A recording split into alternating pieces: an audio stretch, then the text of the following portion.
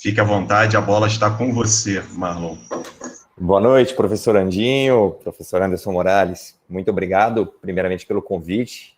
É um momento muito especial poder compartilhar com vocês um pouco da minha experiência, um pouco da minha vivência, e com o tema sugerido, né, eu acredito que eu posso contribuir de alguma maneira com vocês, tá? Tanto trazendo experiências, principalmente do lado profissional, mas muita coisa vivida do lado pessoal também, que ambas se conectam de uma maneira muito intensa, que é dessa maneira que eu tenho levado a minha vida pessoal e profissional durante toda a minha trajetória. Então, vamos lá.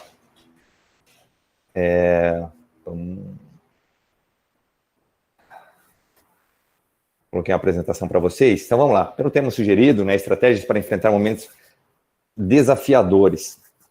Quero trazer para vocês alguns momentos da minha história pessoal e, durante esse relato, eu vou pontuar momentos especiais, momentos que talvez se encaixem de alguma maneira na vida de vocês hoje, ou que possam gerar algum tipo de reflexão sobre momentos vividos, tá?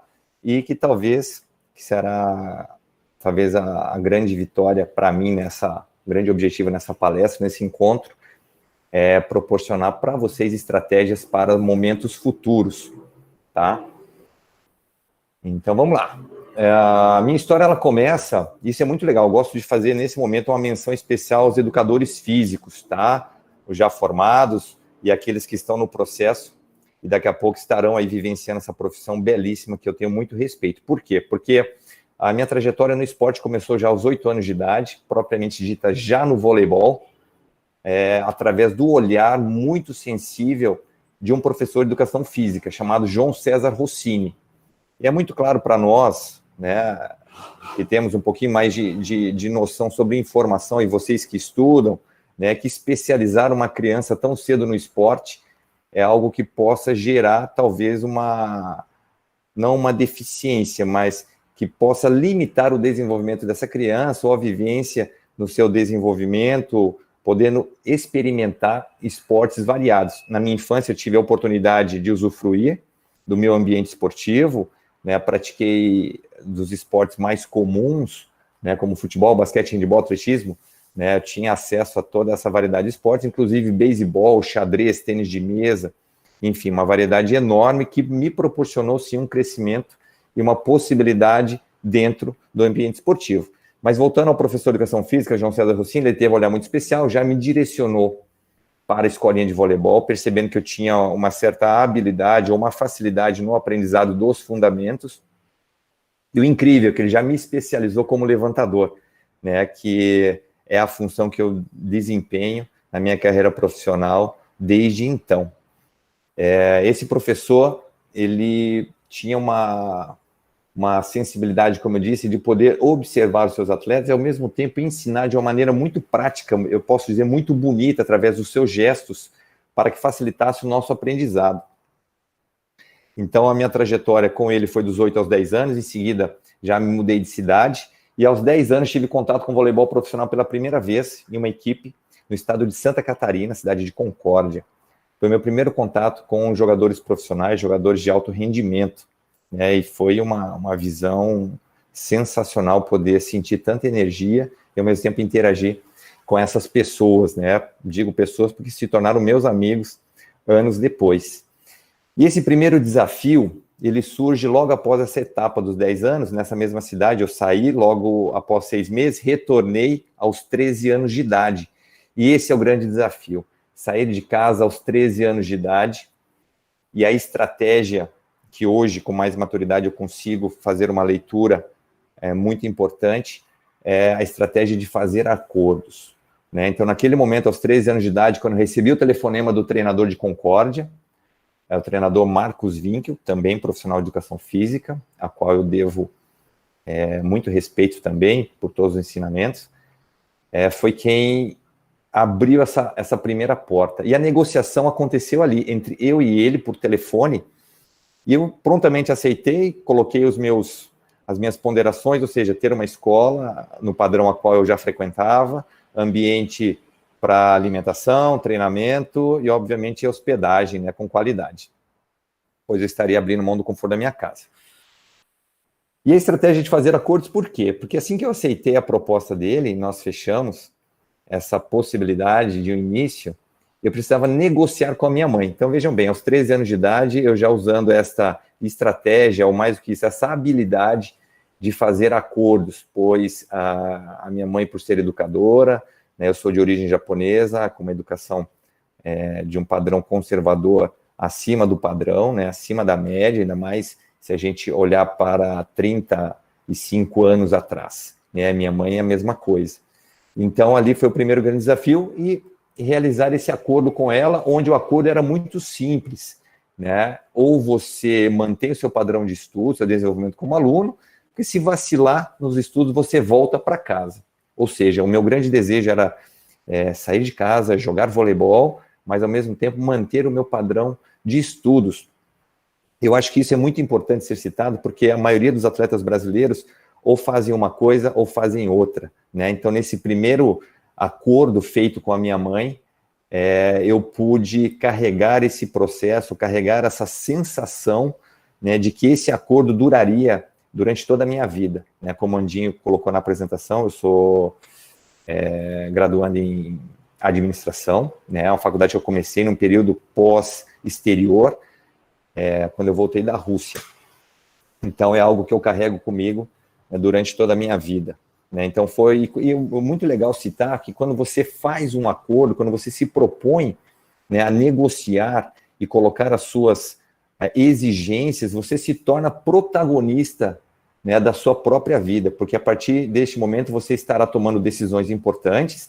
À primeira vista, são decisões unilaterais, onde você vê, de uma maneira geral, o seu lado, né? Era o que eu via naquele momento, quando eu estava negociando com a minha mãe, ou seja, de sair de casa, viver um ambiente esportivo, né, poder começar uma trajetória no esporte e mais abrindo mão do conforto da minha casa.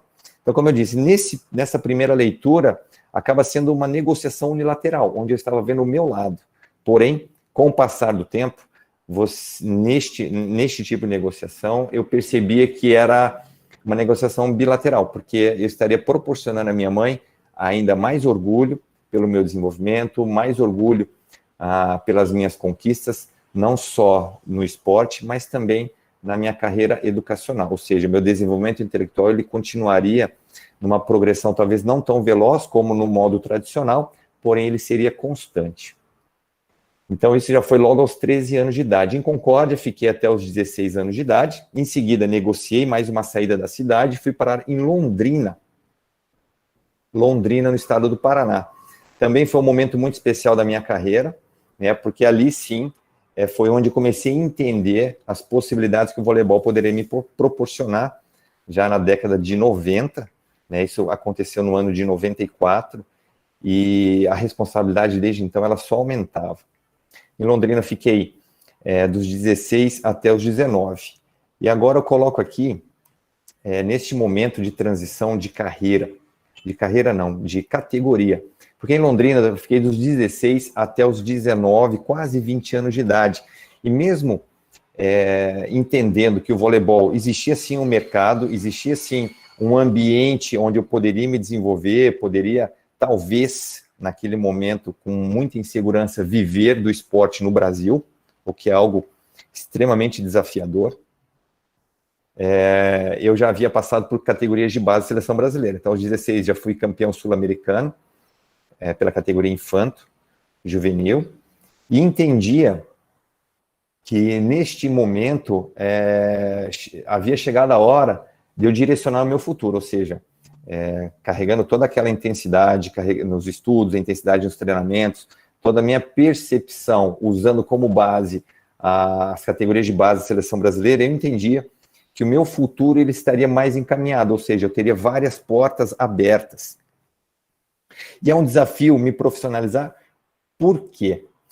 Porque até então, quando eu compreendi a possibilidade, eu precisava sim ter uma estratégia. Essa estratégia, ela passa por um planejamento, como todos nós, ou profissionais que almejam algo especial na sua carreira, um desenvolvimento pleno, ou conquistar pós-graduação, doutorado, pós-doutorado, enfim, mudar de emprego, sempre ter aquele crescimento financeiro, enfim, de uma maneira sempre muito importante com o passar dos anos, eu precisava, sim, planejar a minha carreira. Então, a estratégia nesse planejamento era melhorar a qualidade do meu treinamento, mais do que a qualidade.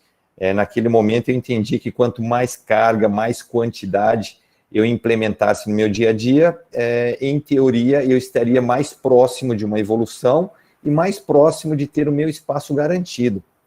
Só que durante esse processo, eu estava numa equipe semi-profissional, que era Londrina. Em seguida, ali quando eu estava completando 19 para 20 anos, eu já fui para a Seleção Brasileira Juvenil, ou seja, mais um degrau rumo à profissionalização.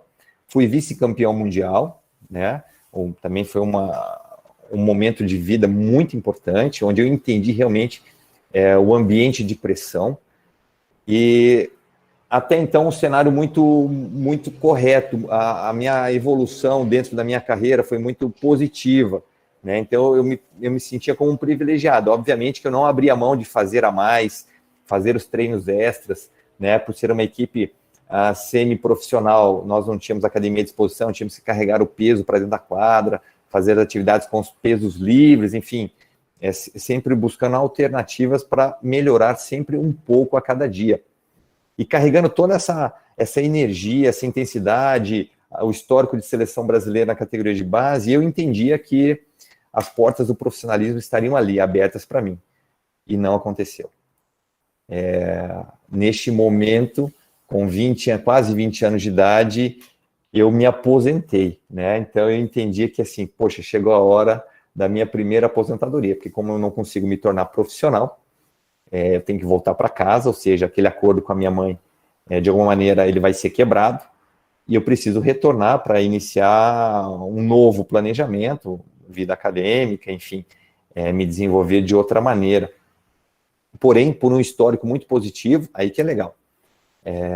Quando eu falei para vocês que sempre eu trago a minha vida sempre com muita intensidade, né, os treinamentos, os jogos, a minha vida pessoal, eu procuro ter isso num grau de intensidade muito importante, porque na minha história isso sempre me trouxe resultados positivos. E neste momento foi a primeira comprovação que tudo que eu fiz até aquele momento, onde eu tive as portas que não foram abertas, né, não tive portas que pudessem estar ali me esperando, um treinador, Benhur Esperoto, professor de educação física também, que naquele momento era auxiliar técnico Bebeto de Freitas. Para quem conhece um pouco da história do voleibol sabe que Bebeto de Freitas é um dos maiores treinadores do voleibol brasileiro e do mundo. Me convidou para fazer um teste, porque eu tinha uma história recente com esse treinador Benhur Esperoto. Me convidaram para um teste em equipe profissional, equipe da Olímpicos Telesp em Campinas, no ano de 97.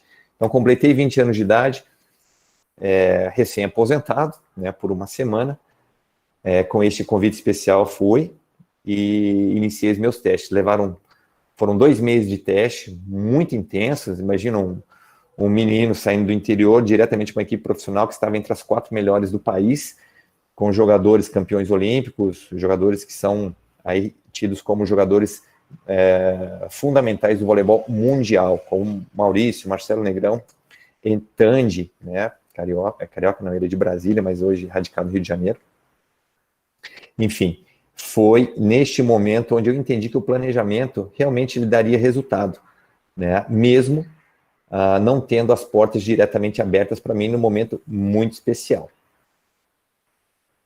Ok, vencida essa etapa do profissionalismo, joguei por várias equipes no voleibol brasileiro, sempre me desenvolvendo, sempre carregando aquela intensidade comigo, e acredito que isso foi o diferencial na minha carreira, porque através da minha intensidade eu sempre conseguia conquistar um espaço, principalmente dentro da equipe que eu estava, porque eu fui reserva durante muito tempo, reserva naquele momento dos melhores levantadores do Brasil, né, que eu posso citar os nomes, como Javier Weber, hoje técnico do Taubaté, Maurício, Marcelinho e Ricardinho.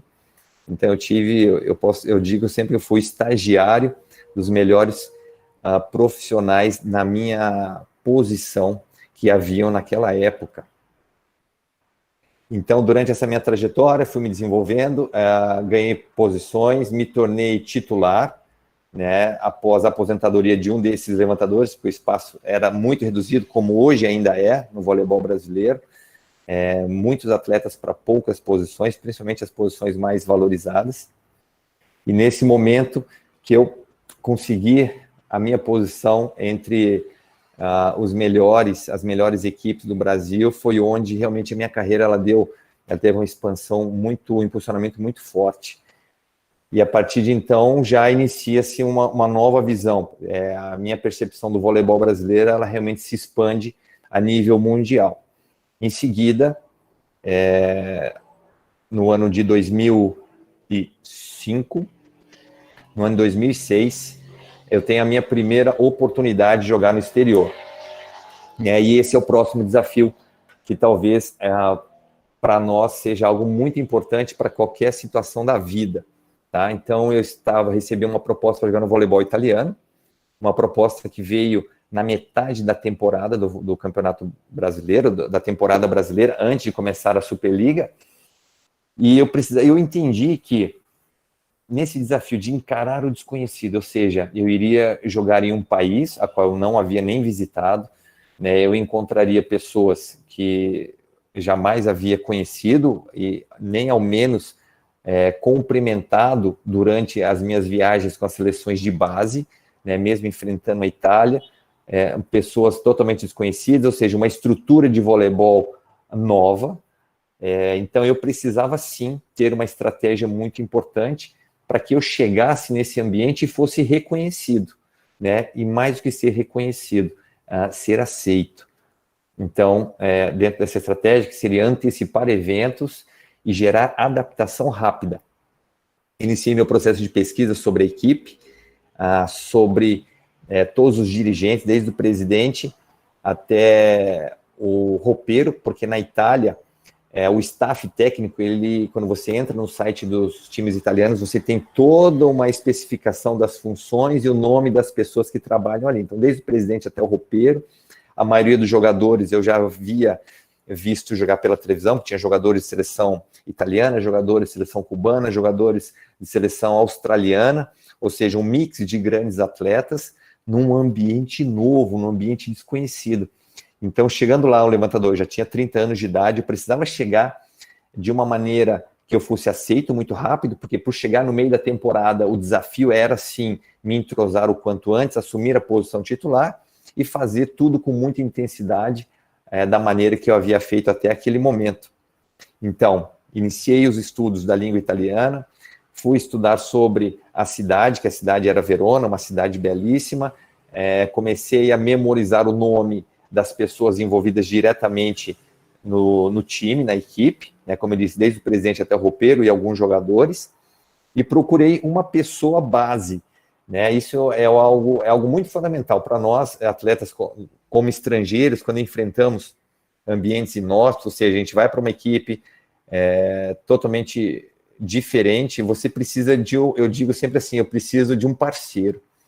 Então, na Itália, quando eu identifiquei esse parceiro, que era o jornalista da equipe, o responsável por toda a comunicação, ele seria a pessoa que melhoraria a minha língua, ou seja, faria as correções dentro do meu italiano, me apresentaria à cidade, me conectaria com a imprensa de um modo geral e teria um ambiente familiar que pudesse me acolher, porque depois que eu entendi que ele tinha uma família muito bacana e essa família realmente me acolheu, como me acolhe até hoje, eu estava assim cercado de todos os cuidados e estaria sendo, de uma maneira geral, aceito. Né? E foi um momento muito importante na minha carreira, muito bonito, que quando eu cheguei no aeroporto de Verona, haviam mais ou menos 100 torcedores, né? Parecia futebol, assim, com as flâmulas, enfim, gritando meu nome e me recebendo com muito carinho. Tá? Então, esse desafio de antecipar eventos é algo que para o esporte, para o voleibol, é algo muito específico, onde a gente treina isso, né, com muita intensidade também, para poder antecipar os movimentos dos adversários, ou seja, aquela contra-estratégia, ela é desenvolvida diariamente. E esse tipo de estratégia que eu usei na Itália, ela fluiu. Agora, imagine vocês, quando eu tive o meu primeiro contrato para jogar na Rússia. Né? Então, o italiano, né, a similaridade com a nossa língua é muito clara. Né? A alimentação, a cultura, então a adaptação ela ocorre de uma maneira, posso dizer, praticamente natural. Agora, no ambiente russo, não. Um ambiente inóspito, um frio danado. Para vocês terem uma ideia, a minha cidade ficava no sul da Rússia. Em um jogo, na minha cidade estava 20 graus, positivo. Eu viajei para o centro-norte da Sibéria, cidade de Novo Urengoy. Então, eu saí de 20 graus da minha cidade e fui jogar numa cidade de menos 47. Então, olha a diferença de temperatura a qual eu me expus, né, para poder fazer aquilo que eu amo. Né? Então, isso realmente precisa de muita intensidade, precisa que eu antecipasse esses movimentos, esses eventos, de uma maneira muito especial. Ou seja, fui estudar russo, contratei um professor russo em Florianópolis, que era a minha casa. Fui estudar sobre a culinária russa, porque eu precisava saber que tipo de alimentação eu encontraria, principalmente durante as viagens. Uma coisa que eu não posso assim, garantir para vocês é que eu decorei o nome das pessoas, né, para o início, porque o próprio o alfabeto é um alfabeto diferente do nosso. Então, a minha leitura era um pouco deficiente no começo, porém, com a convivência, tudo acabou se tornando muito especial. E olha só que legal, para eu poder interagir com o ambiente russo, a primeira coisa que eu coloquei dentro do meu planejamento, nessa antecipação de eventos, era entender as gírias de quadra, né? Ou seja, a gíria do meu ambiente de trabalho, ou seja, o meu escritório, que era quadra, eu precisava dominar. Então, eu consegui absorver o maior número de palavras referentes a voleibol, né, referentes a levantamento, a defesa, a cobertura, saque e até informações técnicas para que eu pudesse ser absorvido quanto antes, ser reconhecido, né, e assim, que eu pudesse desfrutar daquele ambiente o quanto antes. E olha só que legal, em 2 meses eu tive o meu contrato renovado por mais 2 temporadas e me tornei capitão da equipe, justamente pelo modo de ser, né, a intensidade, a vontade de me comunicar e mostrando aspectos de liderança que já são muito peculiares da minha parte, mas também num ambiente muito inóspito, que era o ambiente russo. Tá? Então, acho que essa estratégia, ela vale demais quando você vai mudar de emprego, quando você vai mudar de cidade, quando você vai fazer um curso, né? Você vai se envolver com pessoas totalmente diferentes, enfim, fazer uma viagem muito especial. É muito interessante você estudar o lugar que você vai encarar.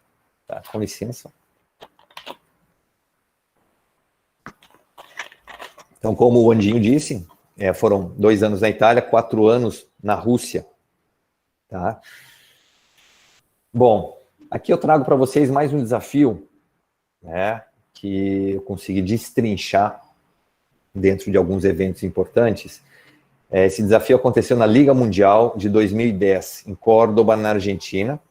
Foi o meu bicampeonato dentro da seleção. Né? A seleção ali, se eu não me engano, já era o 9º campeonato de Liga Mundial. E o grande desafio é porque eu fiquei sabendo que eu seria titular na final contra a Rússia, no aquecimento de rede. Né? Para quem conhece voleibol, sabe que o aquecimento de rede já é aquele preparatório final para você entrar para o jogo e botar para quebrar. E então a minha concentração, toda a minha estratégia, planejamento de jogo estava como segundo levantador. E alguns eventos vinham mostrando que talvez nesse jogo eu também teria uma participação importante, como havia sido durante toda a fase final. Só que não sei que critério que usaram, mas eu fui avisado no aquecimento de rede que eu seria titular, ou seja, eu precisava me reprogramar, trazer toda uma estrutura de jogo como titular, né, para aquele momento de extrema pressão. Para quem não sabe, a Liga Mundial é um campeonato extinto hoje, ele foi até 2 anos atrás, hoje é vôlei das nações, alguma coisa assim, e era um campeonato que premiava $1 milhão para a equipe vencedora. E aí você fala assim, nossa, $1 milhão, quanta grana, que pressão. Eu falo, não, a pressão não é a grana, a pressão é você representar o Brasil, a pressão é você pegar a responsabilidade de ser titular no momento mais importante da competição, que é a final. Né? E contra a Rússia, que é uma equipe a qual eu não havia enfrentado ainda. E para quem acompanha um pouco de voleibol, sabe que na Rússia existe um grande gigante, que é o Muzersky, que naquele momento era um jovem jogador de muito impacto e que gerava muito estrago nas equipes adversárias. Então eu recebi essa missão em cima da hora e eu precisava ali, né, trazer uma estrutura de jogo muito importante, né, que resolvesse os problemas. E olha só que legal poder dizer isso para vocês. Eu joguei na minha zona de conforto, né? Só que para eu jogar na zona de conforto, a equipe ela precisa estar muito adaptada, ela precisa estar muito conectada para que a zona de conforto seja muito positiva durante o jogo, né? Porque a partir do momento que você começa a arriscar, né? Então a gente traz isso para o ambiente profissional.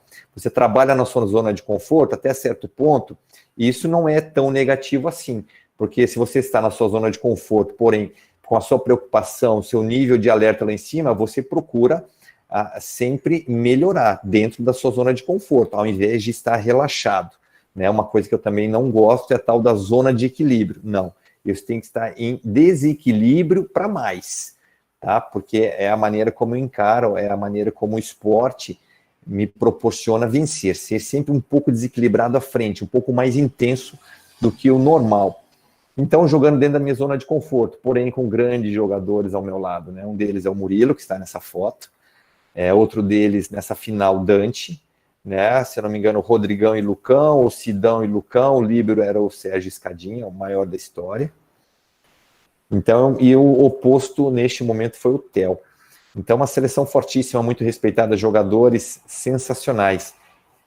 Eu usei a melhor estratégia, a mais confortável para mim, ou seja, me apoiar nas principais bolas, nos principais jogadores, sem correr muitos riscos, usando a minha estratégia de saque de uma maneira muito focada, com um objetivo só, sem ter aquele foco muito ampliado, e tudo acabou fluindo de uma maneira muito especial. Fomos campeões, e a sensação foi incrível, porque você recebeu uma missão dessa em cima da hora e poder corresponder ao nível máximo, né, que é assim, poder levantar o troféu no final, poder comemorar com seus companheiros, isso traz uma sensação de satisfação e realização incrível, tá?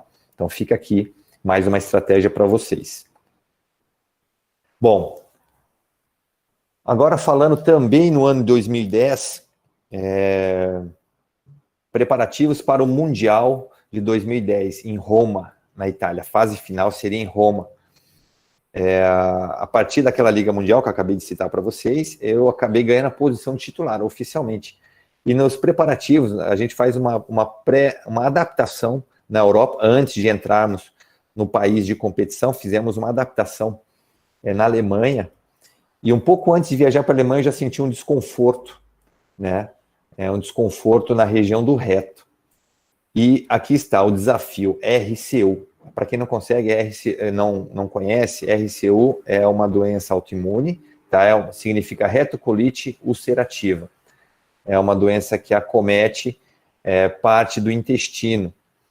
Então, e qual era a estratégia estabelecida quando eu entendi que eu tinha essa doença, tá? A estratégia era o relacionamento. Então, o desconforto começou no ano um pouco antes da viagem, em 2010. Chegando na Alemanha, fizemos 10 dias. Desses 10 dias, eu parei de comer, parei de ingerir líquido água, né? Só consegui ingerir Gatorade. Comecei a perder massa muscular. Tive um déficit aí de 7 quilos. Cheguei na Itália muito debilitado, ou seja, a minha posição titular tinha ido por água abaixo. Fiz avaliações importantes até que eu consegui um diagnóstico preciso, né? E é a partir do momento que o diagnóstico preciso através de um exame de invasão, né, um pouco invasivo, que é puxa, agora fugiu o nome. Enfim, tive o diagnóstico correto e pude sim entender e estudar sobre essa doença. Isso depois de abalado emocionalmente, porque eu não sabia que eu tinha, febres constantes, perda de peso, e ao mesmo tempo saudade da família. Eu tinha meu filho com 1 ano de idade, recém-casado, enfim, várias situações negativas que estavam me debilitando ao extremo, né? Chegou o momento que eu pedi dispensa da seleção, porque a partir do momento que eu não sabia o que eu tinha, o diagnóstico demorava demais, febres constantes, como eu disse, pedi para sair da seleção brasileira, mas me foi informado que 2 horas antes o Congresso Técnico havia encerrado a mudança de qualquer jogador nas equipes. Então, naquele momento, eu percebi que eu precisava mudar a minha chave. No dia seguinte, eu tive o diagnóstico e entendi que ou eu me relacionaria melhor com aquele momento, com aquela doença, ou ela ia acabar comigo, né? Então, já medicado, iniciei um processo talvez de transformação emocional. Eu comecei a aceitar a doença, a aceitar os sintomas, comecei a querer que essa doença se conectasse comigo e, de alguma maneira, com o passar do tempo, eu poderia controlá-la.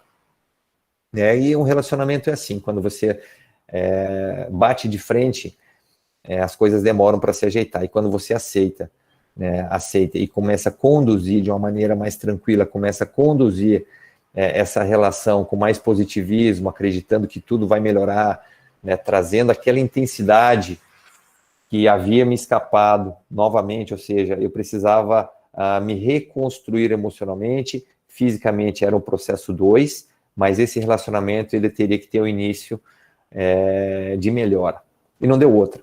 Passaram-se 10 dias, eu comecei a melhorar, comecei a ingerir uma alimentação que já me dava um pouco de suporte, e o legal, a equipe me abraçou de uma maneira muito especial, a seleção ali os caras foram muito importantes, o Murilo, que naquele Mundial, Murilo Endres foi eleito o melhor jogador do mundo, era meu parceiro de quarto, era a pessoa que carregava as minhas malas, carregava a minha mochila, e só não me carregava porque eu ainda conseguia caminhar, tá?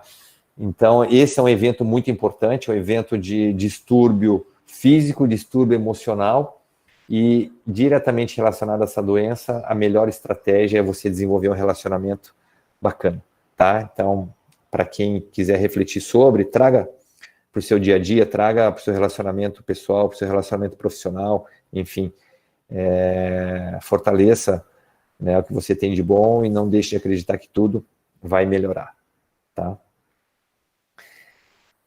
Vamos lá. Mais um desafio. Esse desafio é sobre longevidade. O que eu acho legal falar sobre longevidade no esporte? Porque... Só um segundo, pessoal. Hoje, eu estou com 43 anos de idade, me considero atleta de alta performance, e adquirir essa chancela de atleta de alta performance leva um bocado de tempo. Então, eu tenho muito orgulho de dizer que eu sou ainda um atleta de alta performance aos 43 anos de idade, 30 anos como atleta, 23 como atleta profissional, e me sinto muito bem. Depois o professor Anderson Morales pode falar um pouquinho aí, tá? E o grande desafio, longevidade no alto rendimento. Isso é muito específico, tá? Mas vocês podem traduzir para a vida de vocês também, porque trazer comportamentos de atleta para o seu ambiente pessoal, acreditem em mim, isso traz resultados incríveis, tá? Principalmente quando você leva isso para o lado da alimentação, atividade física, pensamento positivo, mais do que isso, crenças positivas, mindsets preparados para as circunstâncias de desafio, tá? Então, esse ambiente de atleta, ele proporciona ferramentas muito importantes para a vida pessoal, e obviamente que eu usufruo disso diariamente, E qual foi a estratégia para me manter em alta performance? Quando eu estava na Rússia, no meu terceiro ano, em 2014, com o preparador físico brasileiro, um grande amigo, Giovanni Fopa, hoje preparador físico da equipe do Campinas, a gente elaborou um plano onde eu emagreceria 6 quilos, ou seja, naquele período de doença eu havia perdido 7 quilos, eu jogava sempre com 87 quilos, nesse momento da Rússia, já em 2013, 14, já estava com 86, um peso excepcional para mim, porém já com muito desgaste físico, desgaste muscular, muitas dores, já acabava muito fadigado os treinamentos, e ali são fatores importantes, a idade, ali eu já estaria com 36 anos de idade, o ambiente inóspito, Rússia, a alimentação não era uma alimentação onde eu tinha muitas escolhas, o ambiente, temperatura, enfim, vida social, mesmo estando com a minha família, é um ambiente, como eu disse, muito inóspito para nós brasileiros, muita reclusão por causa do frio. Então, elaboramos um plano de treinamento onde eu reduziria 6 quilos, entre 6 e 7 quilos, meu objetivo era jogar com 80, hoje eu jogo com 79 e 80, e dentro desse plano, como eu disse, estruturar a minha alimentação, estruturar principalmente a minha suplementação e o mais importante, a carga de treinamento. Eu já não podia treinar como eu queria quando eu tinha 25 anos de idade. Não, eu já tinha que me sentir um atleta de 40, mesmo não tendo 40. Porque se eu estivesse já me preparando para a sequência dos anos, obviamente eu estaria ganhando anos à frente e me sentindo mais jovem, me sentindo mais preparado. Então a estratégia realmente ela aconteceu em 2 meses, emagreceu 6 quilos. A minha performance teve um salto muito importante, porque dentro do voleibol nós temos avaliações estatísticas constantes, além dos testes avaliativos físicos. A minha recuperação ela se tornou num padrão normal, ou seja, a gente tem um entendimento que após as partidas você precisa de um dia todo, né, de recuperação. Aos 36 anos de idade eu já precisava de um dia e meio. Dito e feito, com a estratégia bem correta, eu comecei a me sentir muito bem com meio período de descanso, que para os jovens hoje é muito normal, jovens atletas, e já estava preparado para treinar no dia seguinte, após meio período, uma noite e um período da manhã de descanso. Então ali, a minha percepção corporal, o meu entendimento que a longevidade da carreira ela seria possível e alguns recordes pessoais poderiam ser quebrados, né? E dessa maneira eu construí dos 36, hoje com 43 anos de idade, mais 7 anos de carreira. E eu tenho um plano de carreira, né? Então, dentro da minha percepção, entender que a carreira de atleta é uma carreira profissional.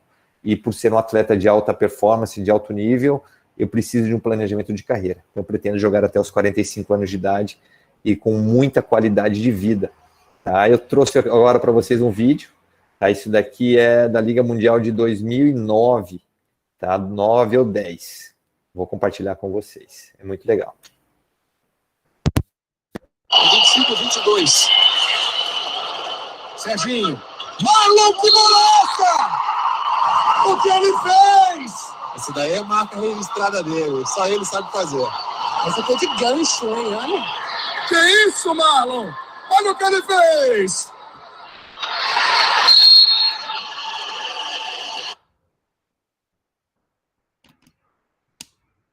Então, sempre gosto de mostrar porque é a prova, né? 2009, 10, eu tenho essa jogada aí como algo bem específico do meu repertório. E aí, anos depois, aqui já na Rússia, tá? Então, vocês perceberão os comentários em russo. Последние строчки турнирной таблицы в данный момент находятся. Что он творит, вы это видели? Ух и бразилец, ух и Марлон. Вот это эпизод. Ну, повтор здесь нужно смотреть. Великолепное действие. Это просто фантастика. 14... Então, aí já foi no ano 2010, temporada 16-17, jogando no Belgorod, inclusive ali estava o Muzersky, né, que era o gigante russo de 2,20 metros. Então fica ali a prova, né, já aos 40 anos de idade, que tendo os devidos cuidados, o planejamento correto, uma evolução contínua, intensidade nas tomadas de decisão, fazendo os acordos, cumprindo esses acordos, aceitando os desafios de peito aberto, aceitando os desafios, usando a minha zona de conforto, tá, para um desenvolvimento contínuo, para um nível de segurança, também foi muito, muito importante. Tá? Então, é isso, pessoal. Espero ter contribuído com vocês de alguma maneira, né, compartilhando essas minhas histórias pessoais, histórias até certo ponto muito pessoais, quando eu falei sobre a RCU, e gostaria que vocês até, inclusive, pesquisassem depois, né, porque é algo ainda um pouco desconhecido para um cenário comum, tá? E fica aqui todo o meu agradecimento, fica aqui, enfim, dizer que espero, quem sabe, a gente fazer uma palestra pessoal, que eu possa olhar nos olhos de todos vocês, e contribuir um pouco mais com o desenvolvimento de cada um, tá bom? Fica aqui o meu abraço e espero que vocês sejam super profissionais, profissionais muito intensos, profissionais que inspiram os outros e que cresçam a cada dia, tá? Não deixem nenhum dia passar. E acho que é o grande aprendizado dessa pandemia é que os nossos dias, eles valem demais para passarem desapercebidos, tá bom? Um grande abraço e fiquem com Deus. Fala, Marlon. Excelente palestra, parabéns. O Easy Senza tem a honra realmente de receber essa grande palestra. Sensacional. Fiquei muito emocionado nessa jogada aí, nessas duas jogadas aí, que foi vencer o Muzeski aí de 2,20 m. Sensacional, realmente. Acho que eu não conseguia fazer isso, não. Mas é isso aí, parabéns. Eu não sei se aqui no chat os alunos têm alguma pergunta para o Marlon. O Marlon agora vai abrir um espaço para perguntas. Né? Se tiver alguma pergunta aí, pode ficar à vontade, tá bom? É só abrir a câmera e o microfone, se quiser, ou somente o microfone, sem problema, tá bom? Pode falar, Jefferson. Primeiramente, boa noite. Boa noite a todos. Boa noite, Marlon. É um prazer, né, ter você aqui em Campos, né, ter você aqui fazendo parte da equipe de voleibol do Easy Senza, com toda a sua experiência, né, você é um cara que agrega muita coisa para todos nós, né. Eu não me lembro muito bem o ano, né, mas eu ganhei uma camisa sua da seleção, se eu não me engano, em degradê, né. E um membro da comissão técnica da seleção brasileira, ele me passou essa camisa, né, ele me falou muito bem de você, com relação a você estava passando por um momento complicado, né, de lesão, e a equipe precisava muito de você, né, e você fez um treinamento mental que você conseguiu manter esse nível técnico, como se você estivesse treinando, né? Eu queria que você falasse um pouco sobre esse treinamento mental, de como foi isso, né? Como você manteve dentro desse aspecto, né, de que você estava passando, né? Gostaria que você falasse um pouco sobre isso, né, de como foi, né, manter esse nível aí de voleibol aí, estando lesionado. Vamos lá, Jefferson, obrigado pela pergunta, e depois eu tiro a dúvida. Você é o Pelé? Exatamente. Ô, garoto, que legal, Jefferson Silva, conheço você por Pelé, pô. Que legal. Bom, essa estratégia de treinamento mental é algo que eu uso constantemente, tá? Principalmente não só quando eu estou lesionado, mas quando a preparação, o pré-jogo, esse treinamento mental, ele faz muita diferença. Então, nos momentos que eu estou lesionado, como até o caso agora, eu procuro reproduzir na minha mente, tá, os ambientes, a sensação do treino, propriamente dita, reproduzir na minha mente as ações, reproduzindo a sensação de estar tocando na bola, a sensação de estar defendendo, a sensação de estar sacando, né, buscando fazer visualizações, tá, ou seja, eu me projeto para um campo, digamos assim, um campo mental onde eu estou treinando, tá?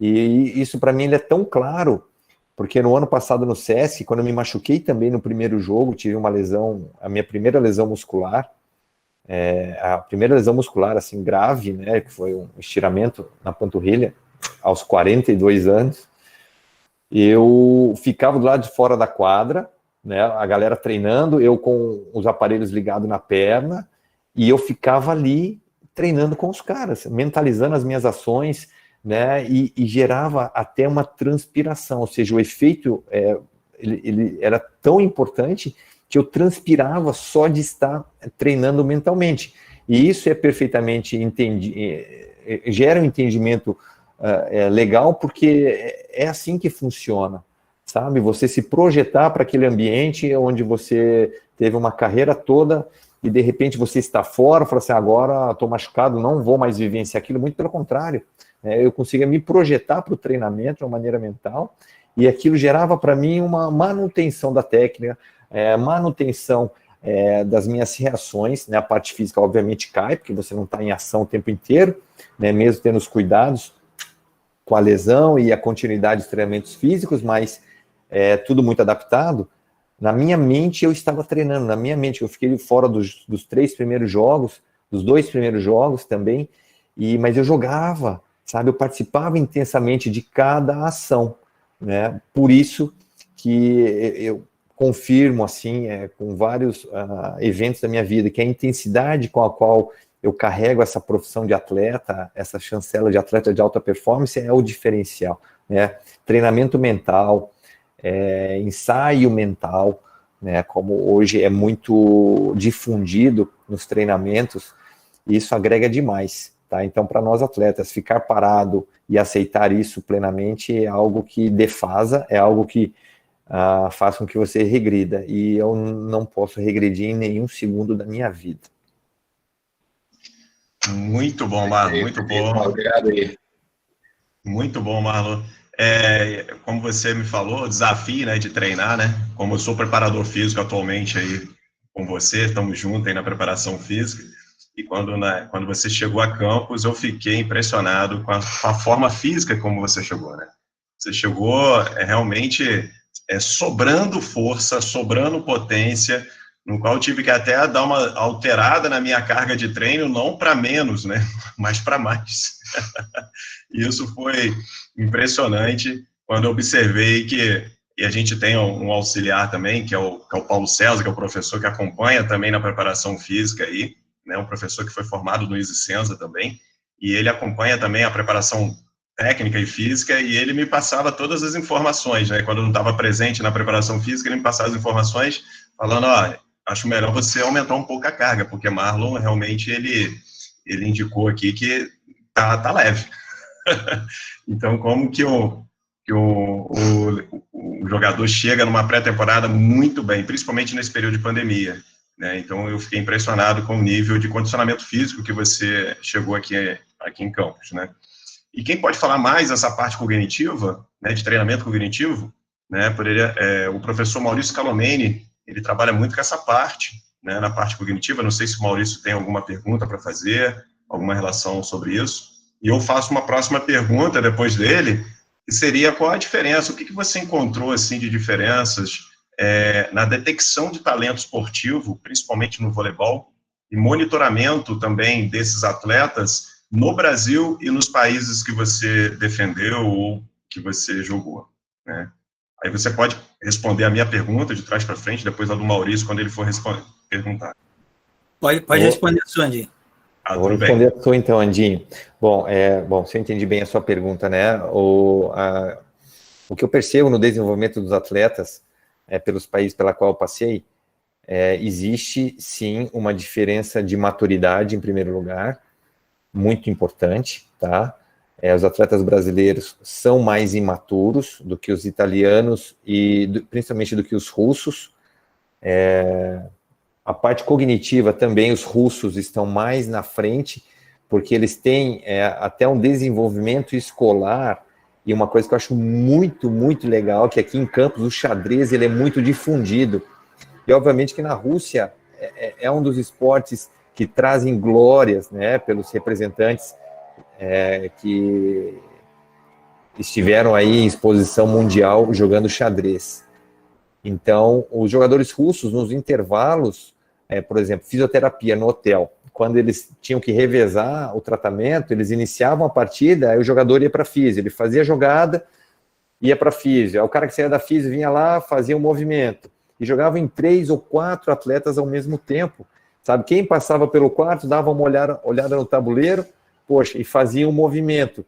Eu achava aquilo incrível, além de todos os atletas a qual eu tive contato em 4 anos de Rússia, todos os atletas leem livros durante os voos, leem livros durante as viagens, né, e livros até muito interessantes, livros de clássicos russos, o que eu acho muito legal, coisa que aqui no Brasil não tem, né? Então essa diferença de maturidade, os atletas italianos também, né, têm um nível de exigência para um desenvolvimento dentro do voleibol muito importante, uma cobrança muito maior, porque jovens já estão disputando o que seria Liga C, Liga B lá, mas já com o objetivo e o encaminhamento para as equipes, para a Superliga A, que seria A1, né? Ela é A1, A2, B1 e B2.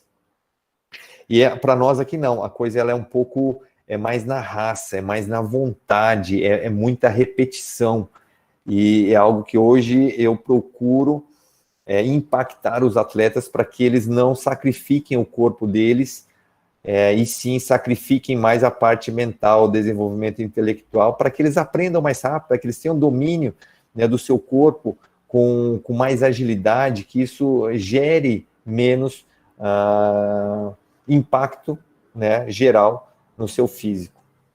Espero ter respondido, professor. Não, respondeu sim, mano. Tranquilo, respondeu sim. Maurício, fica à vontade aí. Na verdade, eu não tenho nem uma pergunta, na verdade, é só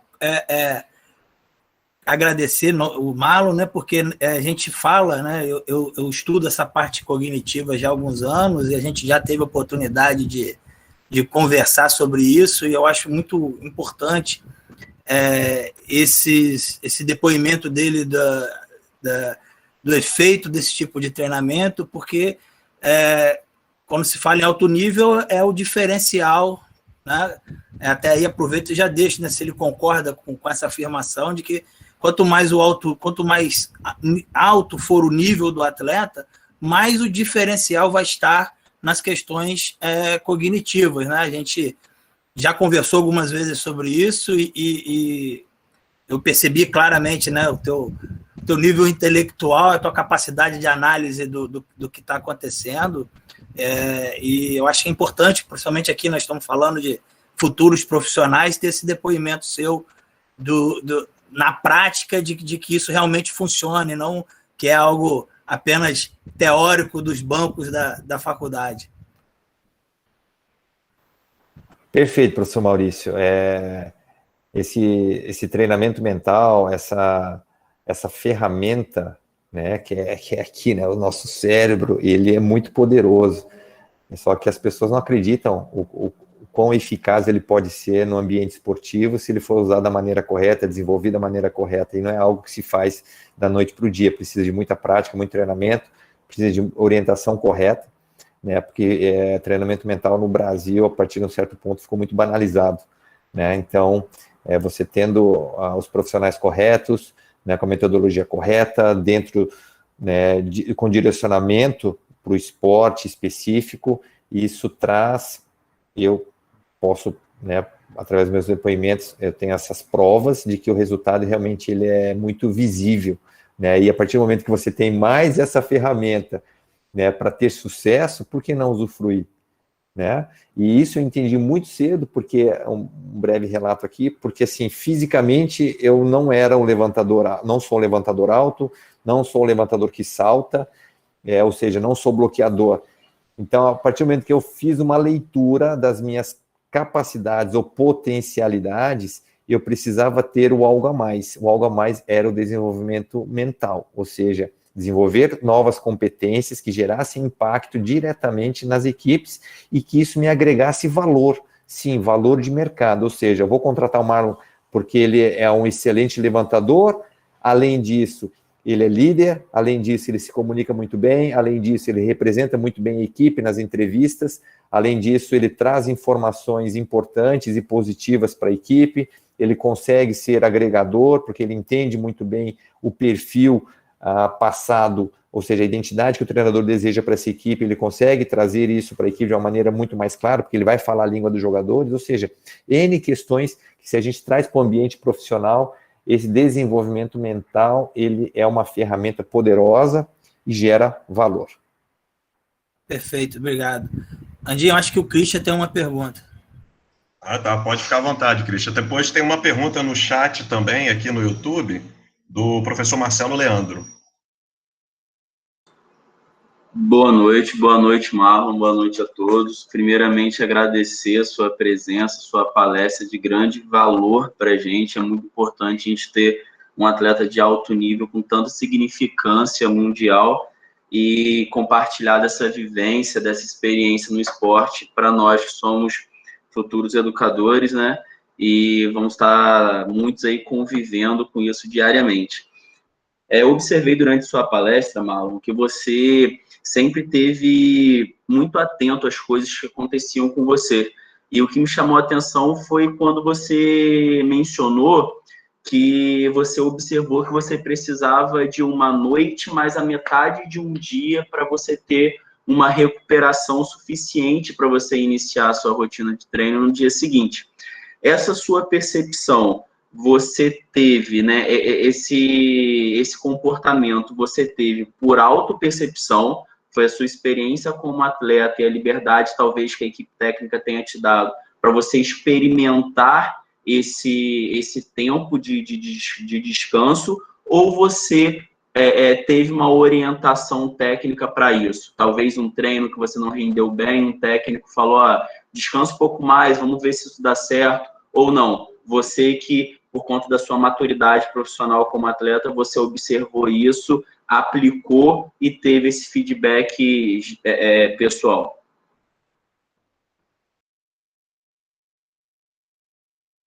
Ótima pergunta, Christian. Muito obrigado. Tá? Bom, são duas leituras importantes em relação a essa percepção. Quando eu iniciei minha carreira profissional, ou seja, depois do meu primeiro contrato, eu precisava ter um desenvolvimento físico muito acelerado e muito importante para aguentar a carga de treinamento. Por que duas leituras diferentes? Porque, assim, com 20 anos de idade até os 30, a carga de treinamento no voleibol brasileiro, ela é diferente do mundo, tá? E tem, assim, relatos de jogadores fantásticos do mundo, de outras grandes seleções que não querem jogar no Brasil, justamente pela carga de treinamento, tá? Que na visão deles é muito alta. Hoje eu posso dizer que melhorou demais, né, a qualidade não só dos profissionais, mas a qualidade dos treinamentos, né, gerando assim uma leitura muito importante sobre número de repetição, principalmente em relação a saltos, o impacto no ataque, quantidade de saques, enfim, tudo que gera muito impacto, e isso hoje tem uma leitura muito importante nas grandes equipes. Então a minha percepção, ela foi sim, com o passar do tempo, e de acordo com as programações das equipes a qual eu participava, existia um padrão. Você treinava na pré-temporada segunda, terça, 2 períodos, quarta de manhã folga, quarta à tarde treina, quinta o dia todo, sexta o dia todo, sábado o dia todo, folga domingo. Ou seja, em 7 dias, a gente tinha 3 períodos de descanso. Dos 20 aos 30, não precisava de nenhum dia de descanso, ok. E nunca tive lesões musculares importantes, nada, a não ser uma contratura, que é a famosa sobrecarga. Quando eu entendi que já no nível, depois dos 30 anos de idade, já sendo um jogador muito mais exigido a nível psicológico, por ter muito mais representatividade, né, já com histórico na seleção brasileira, e já com histórico de muitas cargas de treinamento, porque, como eu disse, sou um atleta muito intenso, eu gosto de fazer trabalhos extras, né, para justamente complementar a minha intensidade e a minha sensação de dever cumprido do dia. O cansaço, ele começou a gerar um acúmulo que eu já não tinha mais o controle, ou seja, o descanso comum já não resolvia, né? Uma noite de sono já não era o suficiente, né? E de acordo com as programações das equipes, eu percebia que após o 4º treinamento eu precisava de um dia de descanso, né? Então a carga ali já me mostrava que um dia de descanso me deixava inteiro para treinar quinta, sexta, sábado.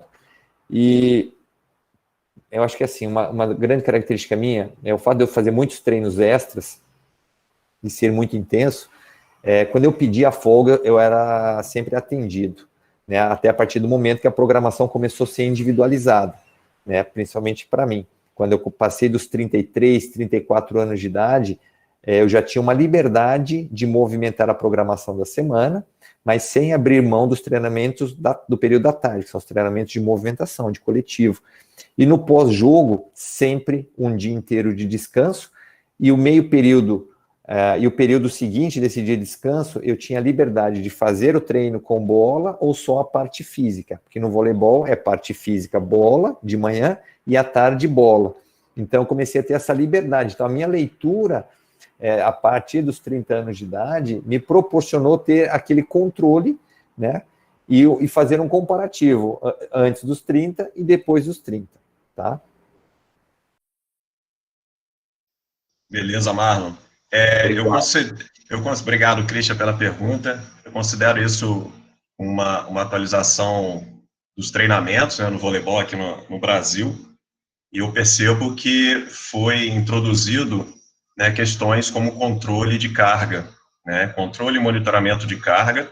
Não é só fazer um planejamento e seguir aquele planejamento. Nós chamamos hoje na educação física, né, existe um planejamento chamado macrociclo, você fazer o macrociclo e ter todos aqueles modelos teóricos, né, de princípios de sobrecarga, princípio da individualidade biológica, né, mas, além desses princípios, utilizar esses princípios, o controle.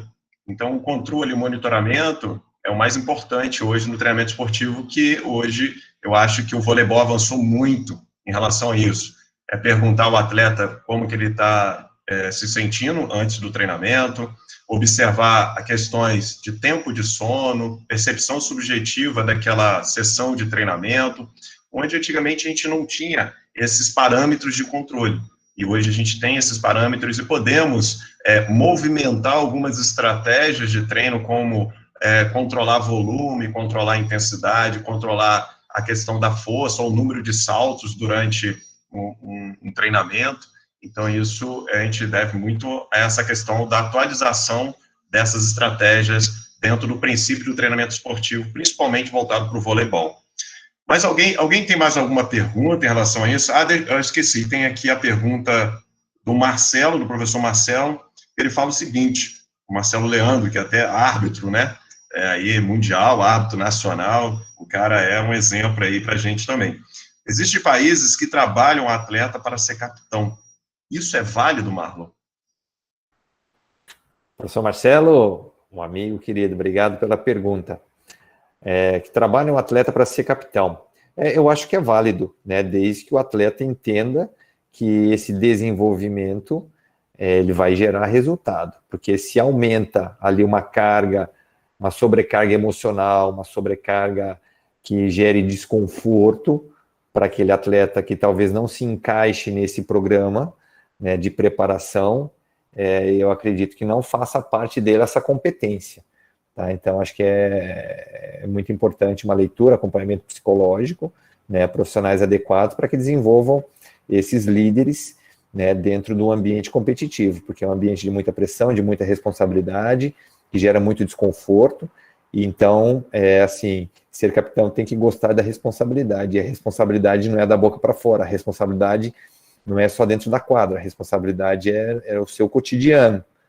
E eu tenho, assim, eventos importantes também, que quando eu ainda era aquele famoso juvenil da super equipe profissional, os caras queriam me excluir das reuniões.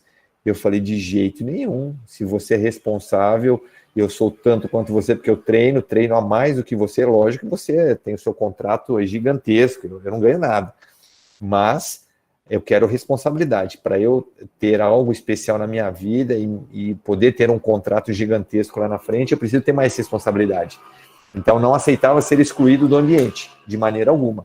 Então, isso também contribuiu para que a responsabilidade fosse uma ferramenta importante dentro do desenvolvimento da minha carreira. E para os jovens, né, se eles realmente entendem que isso é possível, que eles querem abraçar essa responsabilidade, de liderar, de estar ali zelando pelos companheiros, formidável. Né? Quanto mais líderes tivermos nos ambientes, né, eu acredito que o mundo será muito mais responsável.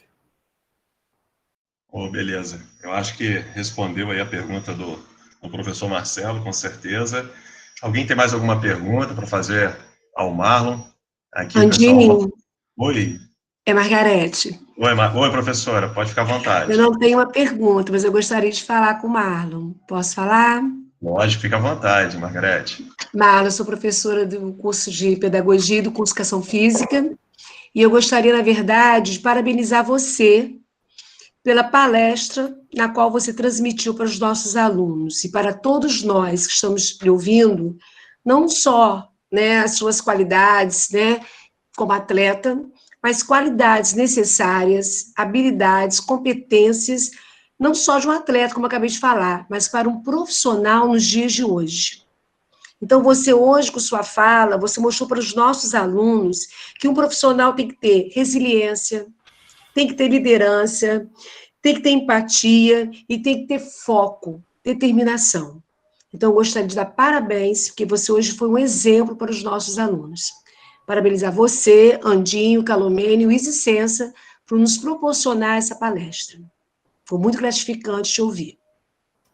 Professora Margarete, fico muito assim, emocionado com as suas palavras, porque essa palestra, assim, né, ela foi meio que ajustada. Normalmente, quando eu falo sobre essa palestra, o tema dela é falar sobre carreira, né, e através do tema proposto pelo Andinho, eu acredito que isso mudou a minha visão sobre como trazer um pouco de vivência para as pessoas.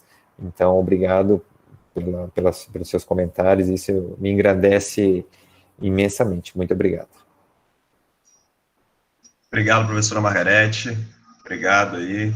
Não sei se tem alguém para mais uma pergunta. Não sei como é que está o nosso tempo, Maurício. Marlon também acho que precisa descansar. Amanhã tem treino, né, Marlon? Eu sei que você está machucado, mas tem treino comigo também, né? Amanhã é dia de preparação física. Tá dando para ouvir aí? Tá liberado. Pode falar, Roberto. Boa noite, Marlon. Boa noite, professores. Boa noite, todo mundo aí. Eu sou o Roberto, né?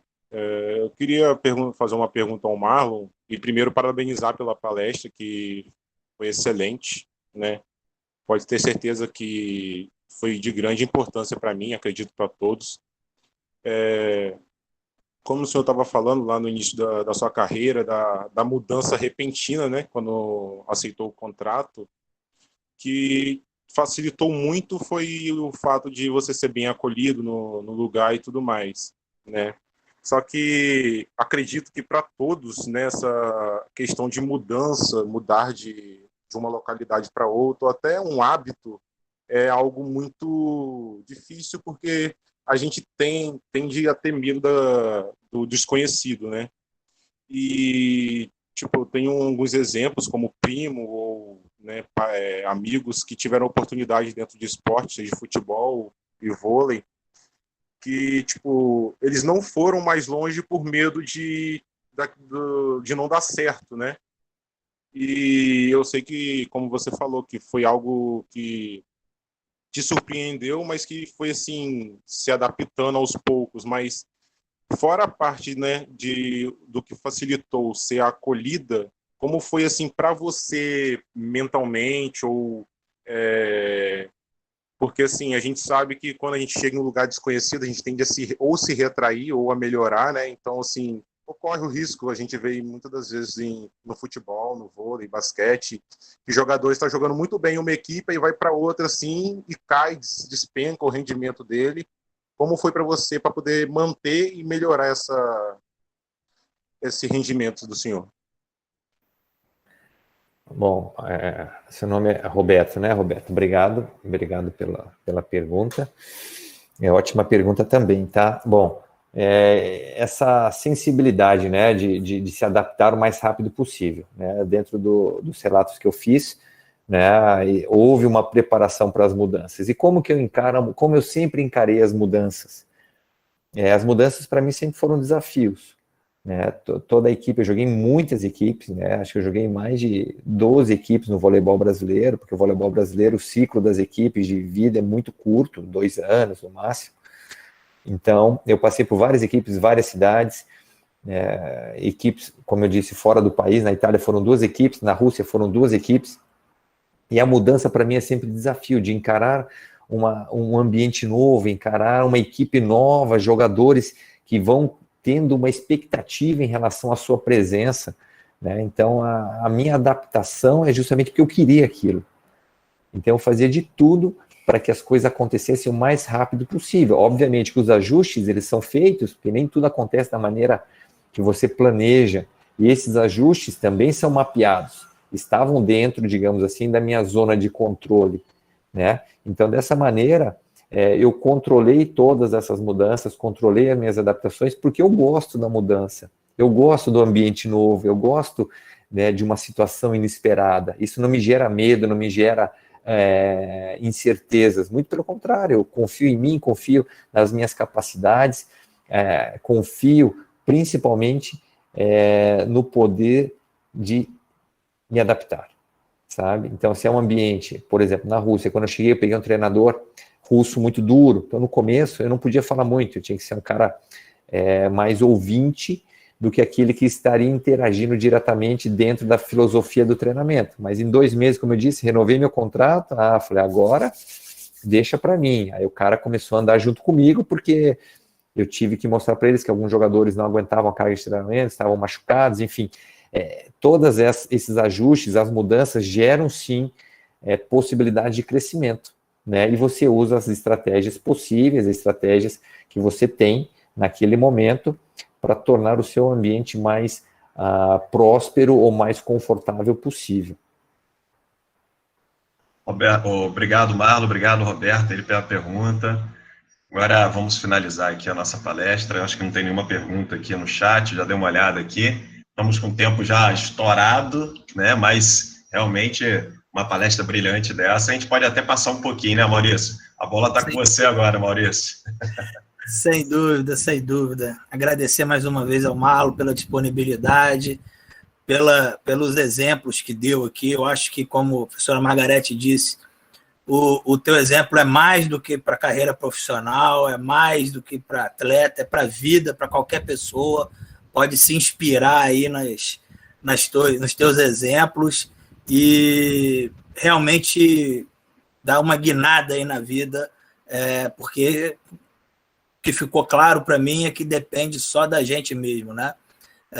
Agradecer ao Easy pela oportunidade, agradecer ao projeto do Vôlei Campus, que trouxe você, né, para perto da gente, permitiu esse contato, a agência de inovação do Easy Senza, que fez toda essa logística aí para que a gente pudesse levar essa palestra para o YouTube, né, e proporcionar essas experiências para um número maior de pessoas. Realmente, muito obrigado, e espero também, já ansioso, a oportunidade de uma palestra ao vivo e daquela bolinha que você vai levantar para mim e tentar cortar. Ótimo, professor, obrigado, foi uma honra, muito obrigado mais uma vez pela oportunidade. Fica aqui um abraço muito especial para todos vocês. Obrigado. Pessoal, então, a gente encerra por aqui, agradecer a presença de todos os alunos, agradecer a participação, como sempre, vocês com posicionamentos sempre muito relevantes, a gente fica muito orgulhoso aí da maturidade de vocês, ok? 8h40, aula normal, e até a próxima. Um abraço. Boa noite a todos. Boa noite a todos. Boa noite. Boa noite, pessoal.